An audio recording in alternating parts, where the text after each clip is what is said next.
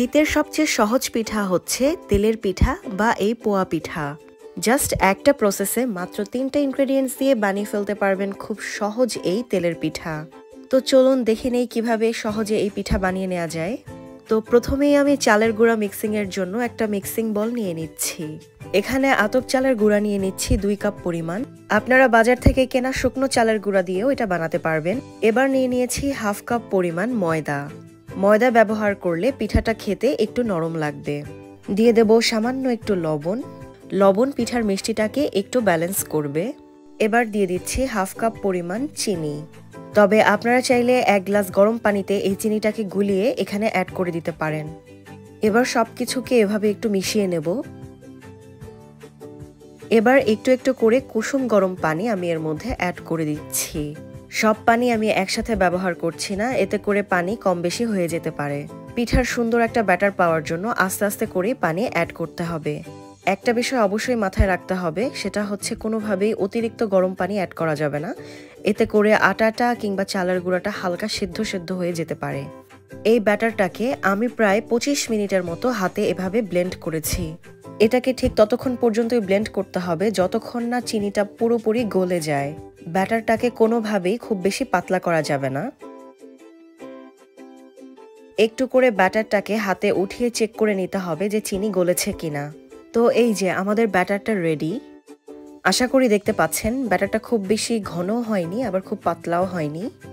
এখন এই মিক্সচারটাকে ঢেকে কমপক্ষে 20 মিনিটের জন্য রেখে দিতে হবে। পিঠা বানানোর জন্য আমি এমন একটা চামচ নিয়ে নিয়েছি। এবার একটা প্যান নিয়ে নিয়েছি আর সেখানে তেল দিয়ে দিতে হবে। যেহেতু এই পিঠা ডুবো তেলে ভাজা হয় তাই বেশি করে তেল দিয়ে দিতে হবে। এ সময়ে চুলার হিট থাকবে মিডিয়ামে, কেননা তেল খুব বেশি গরম হয়ে গেলে পিঠার উপরেরটা পুড়ে যাবে আর ভেতরটা অনেকটাই কাঁচা থাকবে। আর হিট কম থাকলে পিঠা ফুলতে চাইবে না। সেক্ষেত্রে ছোট একটা পিঠা প্রথমে তেলে দিয়ে ট্রাই করে নিতে পারেন। দেখতেই পাচ্ছেন পিঠাটা খুব সুন্দর ফুলে উঠেছে। কয়েকটা পিঠা আমি আপনাদেরকে করে দেখাচ্ছি। সবগুলো পিঠা করে দেখানো সম্ভব না, এতে করে ভিডিওর টাইম বেড়ে যেতে পারে। পিঠাগুলো অবশ্যই একটু সাবধানে তেলে দিতে হবে, কেননা সামান্য একটু হাত কেঁপে গেলে পিঠা গোল না হয়ে এই পিঠাটার মতো অনেকটাই অসমান হয়ে যেতে পারে।